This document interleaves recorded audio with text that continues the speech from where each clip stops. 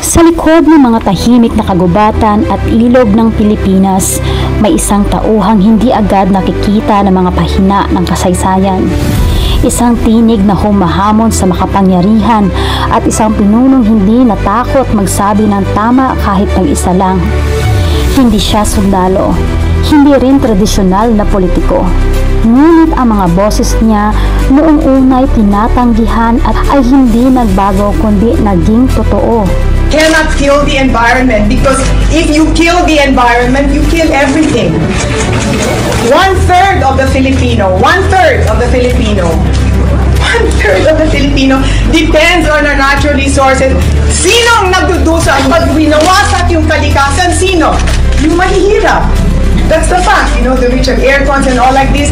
Who suffers if you kill the environment? It's the poor. And whose duty is it to protect our people? It's the government. Isang dating public servant na pinili ang mabigat at madalas iwasang misyon, ang protektahan ang kalikasan at sa mga likod ng mga komunidad na umaasa dito. Sa mundo ng pagmimina kung saan pera ang umiikot at kapangyarihan ang nagtatakda ng takbo ng lupa, siya ay nagtanong, kung nasisira ang komunidad at kalikasan, para kanino ba talaga ang kita? At dito na lumitaw ang kanyang pangalan, Gina Lopez. Bilang DNR Secretary, matapang niyang isinara o ipinahinto ang operasyon ng maraming minahan na lumalabag sa batas at nagdudulot ng pinsala sa kalikasan. Pinangunahan din niya ang mga programang nakatuon sa reforestation at mas responsableng pamamaraan ng pagmimina.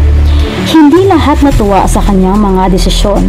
Dahil dito, hindi nagtagal ang kanyang panunungkulan matapos humarap sa matinding pagtutol mula sa ilang malalaking grupo at kumpanya.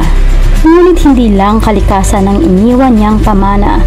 Bilang pinuno ng ABS-CBN Foundation, namuno siya sa paggawa ng maraming educational TV shows noong 1990s na minahal ng mga bata, kabilang na ang Bayani at Sineskwela, mga programang nagmulat ng isip, nagpakilala sa kasaysayan at nagtanim ng pag-asa. At higit pa rito, isa sa pinakamalaking proyektong kanyang itinatag ay ang Bantay Bata 163, ang kauna-unahang child welfare hotline sa Pilipinas at isa sa pinakaunang ganitong serbisyo sa buong Asya.